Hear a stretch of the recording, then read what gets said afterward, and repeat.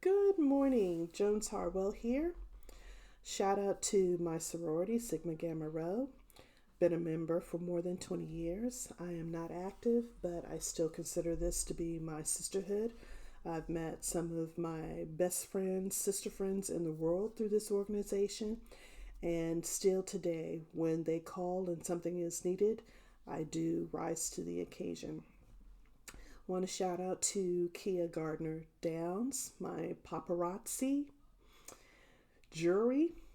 I get jewelry from her. So today you can see I have on my little heartbeat with the earrings and my key. So anybody interested in paparazzi, she's local and a good friend of mine, and I enjoy buying pieces from her. Quick shout out to plug recent published works that I have. The latest, which is Dancing with the Devil, Crack Cocaine, the Prophetess Jacqueline Cade story. You can find this book only right now via paperback.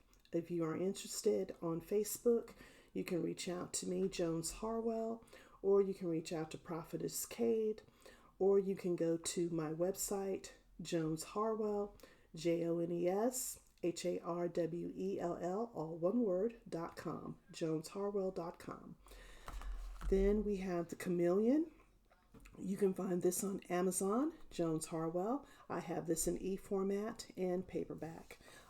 Be on the lookout in the coming weeks for an e-format for Dancing with the Devil, Crack Cocaine. As I get closer to getting that accomplished, I will let you know on that. So I'm hoping that everybody is taking heed to your local government and statewide, federal information that they are providing about the virus. Please continue to stay safe. Check on your elderly loved ones. Make sure that they are doing okay.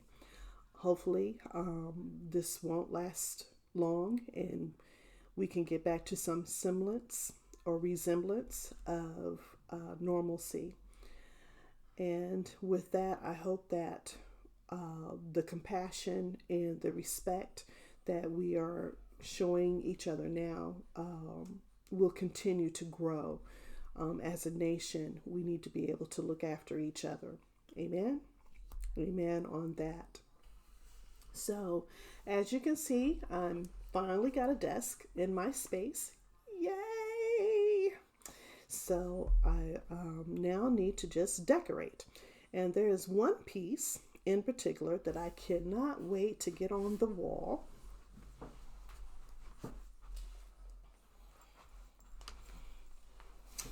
During the Christmas holidays, I was perusing Facebook, and there's a Pacific PG kind of yard sale kind of thing.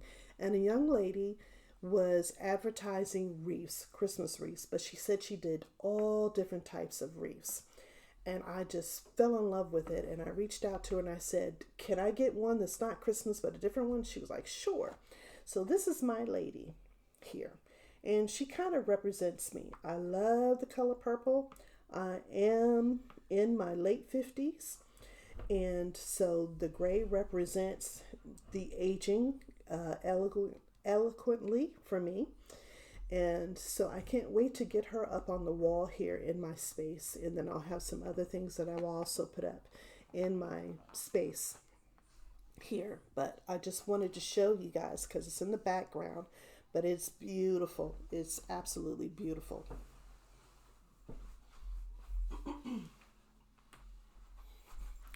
Okay, so as a writer, I've been asked, how does my creativity come? And for me, with the exception of the individuals that have asked me to write specific topics for them, it just comes. I don't know where this imagination, it just comes. For the sci-fi that I'm working on, I had no idea that I was going to do something that was sci-fi, kind of history to it. until I just kept writing it, and it just kept coming. So I envisioned the scene, and the scene that I envisioned was this out of the way, eerie town. I mean, really out of the way. If you got lost, that's how you found it. It was not on any map of anywhere, and people that normally came to this town never left the town. That's how it started. It kind of almost as a horror, and then it went a different direction. So it talks about the future. It talks a lot about the past. And it's the journey of three individuals who come together separately, but come together to try to save mankind because it is extinct. It's going extinct through wars and alien invasion. The mankind is limited. Humans are limited. And the aliens have known how to transform themselves and transform the world as they know it. So that is that book. I see it as a series, and I see the characters so vividly, minus the alien, believe it or not, that I'm reaching out to an illustratress to help me actually design those because I want you all to see those. I want, when I release this book, for you to be that engaged that you know them intimately. So be encouraged that the young lady that I've reached out to hopefully is the right one that will help me bring that vision to fruition. And I can't wait to share that with you if it does happen. The name of that book will be Averless. So look for it later this year, the first volume of that book to come out. The second book that I'm working on, 9 Days, 776,200 seconds, has to do with a young lady who,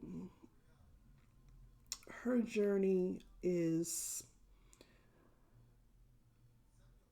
unique.